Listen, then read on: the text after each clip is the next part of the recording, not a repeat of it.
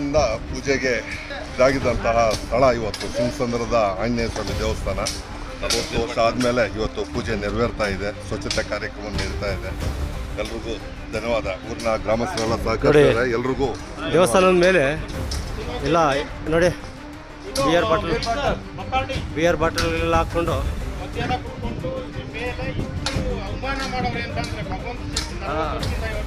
ಚಪ್ಪಲಿಗಳು ಹಾಕೊಂಡು ಮೂಳೆ ಪೀಸ್ಗಳು ಹಾಕೊಂಡು ಬಿಯರ್ ಬಾಟ್ಲಿಗಳು ಚಪ್ಪಲಿ ಕಚಡಗಳೆಲ್ಲ ಹಾಕಿ. ಇದು ನಮ್ಮ ತಂದೆ ಉತ್ತಮ ನಂಬಿ ಅವರು ಆಂಜನೇಯ ಸ್ವಾಮಿ ದೇವಸ್ಥಾನ ಕಟ್ಟಿದ್ರು 40 ವರ್ಷ ಮುಂಚೆ. ಈಗ ನಜೀರ್ ಅಹಮದ್ ಅವರು ಈ ಜಾಗನ ಕಬ್ಜಾ ಮಾಡಿ ನಮಗೆ ಒಳಗಡೆ ಬಂದು ಪೂಜೆ ಮಾಡೋಕ್ಕೂ ಗಲಾಟೆ ಮಾಡ್ತಾರೆ. ಹೊರಗೆ ತಳ್ತಾರೆ ಅವರು ಪೂಜೆ ಮಾಡಿದ್ರೆ.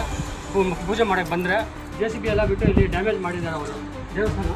ಇಲ್ಲಿ 4 ವರ್ಷ ಮುಂಚೆ ಫುಲ್ ಗಬ್ಬೀಸ್ ಹಾಕಿ ಮಣ್ಣೆಲ್ಲ ಹಾಕಿ ಮುಚ್ಚಿಬಿಟ್ಟಿದ್ರು. ಆವಾಗಲೂ ಅವರೇ ಬಂದು ಎಲ್ಲ ಕ್ಲೀನ್ ಮಾಡಿಸಿ ಪೊಲೀಸ್ ಎಲ್ಲ ಕಂಪ್ಲೇಂಟ್ ಕೊಟ್ಟು ಎಲ್ಲ ಮಾಡಿಸಿದ್ರು. ಈಗ ತಿರ್ಗಾನು ಅದೇ ಗಲಾಟೆ ಮಾಡ್ತಾ ಇದ್ದಾರೆ. ಈಗ ತಿರ್ಗಾ ನಾವು ಅವ್ರ ಸಪೋರ್ಟಿಂದ ಈಗ ದೇವಸ್ಥಾನ ಪೂಜೆಗೆ ಸ್ಟಾರ್ಟ್ ಮಾಡ್ತಾ ಇದ್ದೀವಿ.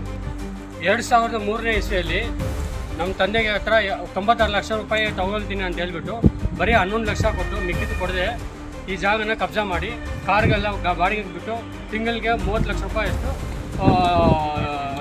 ಬಾಡಿಗೆ ತಗೊಳ್ತಾ ಇದ್ದಾರೆ ಅವರು. ದೇವಸ್ಥಾನ ಪೂಜೆಗೂ ಬಿಡ್ತಾ ಇಲ್ಲ. ಯಾರಾದ್ರು ಬಂದರೆ ದೌರ್ಜನ್ಯ ಮಾಡಿ ಹೊರಗಡೆ ತಳ್ತಾರೆ ಅವರು ನಜೀರ್ ಅಹಮದ್ ಅವರು. ನೀವೇನು ಕೊಟ್ಟಿದ್ದೀರಿ ಡಾಕ್ಯುಮೆಂಟ್ ಅವ್ರಿಗೆ?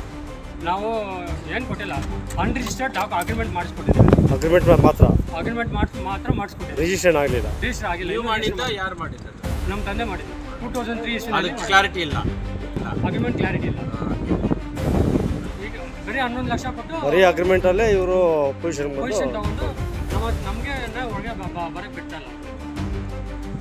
ಎಷ್ಟು ವರ್ಷದಿಂದ ದೇವಸ್ಥಾನ ನಿಲ್ಲಿಸಿದ್ರು ಪೂಜೆ ಮಾಡೋದು? ದೇವಸ್ಥಾನ ಬರೋಕ್ಕೆ ಬಿಡ್ತಾನೆ ಇಲ್ಲ ಅವರು. ಎಷ್ಟು ಡ್ಯಾಮೇಜ್ ಎಲ್ಲ ಮಾಡಿ ಎಷ್ಟು ವರ್ಷ ಆಯಿತು? ಅವಾಗ ಯಾವಾಗ ತೊಗೊಂಡ್ರು ಆವಾಗಿದ್ದಾನೆ ಇದೇ ಗಲಾಟೆ. 2003 ಇಂದ ಈ ದೇವಸ್ಥಾನ ಬಂದು ನಮ್ಮ ಸಿಂಗಸಂದ್ರ ಗ್ರಾಮದ್ದು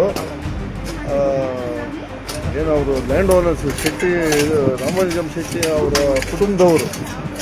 ಅವರು ಬಂದು ಸಂಪತ್ ಕುಮಾರ್ ಅವ್ರ ಕುಟುಂಬದವರು 30-40 ಜಾಗವನ್ನು ದೇವಸ್ಥಾನಕ್ಕೆ ಅಂತ ಬಿಟ್ಕೊಟ್ಟಿದ್ದಾರೆ. ಬಿಟ್ಕೊಟ್ಟರು ಸಹ ಇಲ್ಲೊಬ್ಬರು ನಜೀರ್ ಅಹಮದ್ ಅಂತ ಒಬ್ಬರು ಅವ್ರ ಹತ್ರ ಅಗ್ರಿಮೆಂಟ್ ಹಾಕ್ಕೊಂಡು ಬರೀ ಅಗ್ರಿಮೆಂಟಲ್ಲೇ ಇಲ್ಲಿ ಯಾರನ್ನೂ ಒಳಗೆ ಸೇರಿಸ್ತಾ ಇರಲಿಲ್ಲ. ಒಳಗೆ ಪೂಜೆ ಮಾಡೋಕ್ಕೂ ಬಿಡ್ತಾ ಇರಲಿಲ್ಲ, ಒಳಗಡೆ ಬರೋಕ್ಕೆ ಬಿಡ್ತಾ ಇರಲಿಲ್ಲ. ಸಾರ್ವಜನಿಕರನ್ನ ಬಂದರೆ ಒಳಗೆ ಗಲಾಟೆ ಮಾಡಿ ಕಳಿಸೋದು, ಟ್ರೆಸ್ಪಾಸ್ ಕೇಸ್ ಹಾಕ್ತೀನಿ ಅಂತ ಹೇಳೋದು, ಬೆದರಿಕೆ ಹಾಕಿ ಕಳಿಸ್ತಾ ಇತ್ತು. ಹಾಗಾಗಿ ದೇವಸ್ಥಾನ ಒಂದು ಪಾಳು ಬಿದ್ದಂಗೆ ಆಗಿತ್ತು.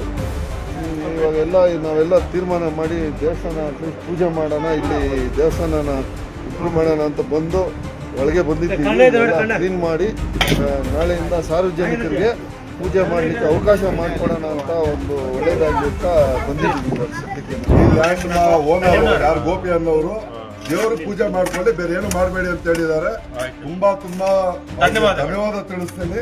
ಈ 40-50 ವರ್ಷದಿಂದ ಈ ಪೂಜೆ ಆಗದೆ ಇರುವಂತಹ ಸ್ಥಳ ಆಂಜನೇಯ ಇವತ್ತು ಪೂಜೆ ಆಗ್ತಾ ಇರೋದು ಇಡೀ ಹಿಂದೂ ಸಮಾಜ, ಈ ಗ್ರಾಮಸ್ಥರು ಹೆಮ್ಮೆ ಪಡುವಂಥದ್ದು.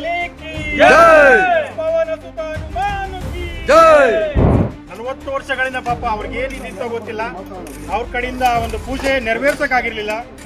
ಕೊನೆಗೂ ನಮ್ಮ ರಾಷ್ಟ್ರೀಯ ಸ್ವಯಂ ಸೇವಕ ಸಂಘ, ಹಿಂದೂ ಜಾಗರಣ ವೇದಿಕೆ, ಇಲ್ಲಿಯ ಸ್ಥಳೀಯ ಕಾರ್ಯಕರ್ತರು ಇಷ್ಟು ಜನೆಲ್ಲ ಇದ್ದೀವಿ ನೋಡಿ. ಭಗವಂತನ ಆಶೀರ್ವಾದ ಒಂದೇ ಒಂದು ಹೆಜ್ಜೆ ನಮ್ಮ ಮುಂದೆ ಇಟ್ಟರೆ ಭಗವಂತ ನಮ್ನೆಲ್ಲೋ ಕರ್ಕೊಂಡು ಹೋಗ್ತೇನೆ ಅಂತ ಅನ್ನೋಕ್ಕೆ ಇದೇ ಸಾಕ್ಷಿ. 40 ವರ್ಷಗಳಿಂದ ಆಗದಿರೋ ಕೆಲಸನ ಇವತ್ತು ರಾಷ್ಟ್ರೀಯ ಸ್ವಯಂ ಸೇವಕ ಸಂಘ ಮಾಡ್ತಾ ಇದೆ ಅಂತಂದ್ರೆ ಒಂದು ಪೂಜೆಗೆ ಅವಕಾಶ ಮಾಡಿಕೊಟ್ಟಿದ್ದಾರೆ. ಬನ್ನಿ ಭಕ್ತಾದಿಗಳೆಲ್ಲ ಇಲ್ಲಿ ಯಾರಿದ್ದೀರ ಸುತ್ತಮುತ್ತ ಎಲ್ಲರೂ ಕೂಡ ಬನ್ನಿ, ಭಗವಂತನ ಕೃಪೆ ಪಾತ್ರರಾಗೋಣ. ಯಾಕೆ 40 ವರ್ಷಗಳಿಂದ ಪೂಜೆ ಆಗ್ತಿರ್ತಕ್ಕಂಥ ಇವತ್ತು ಭಗವಂತ ನಮ್ಮ ಕೈಲಿ ಏನೋ ಒಂದು ಚಿಕ್ಕದೊಂದು ಸೇವೆ ಮಾಡಿಸ್ತಾನೆ ಅಂತ ಮುಂದೆ ಎಲ್ಲರಿಗೂ ಒಳ್ಳೇದಾಗಲಿ.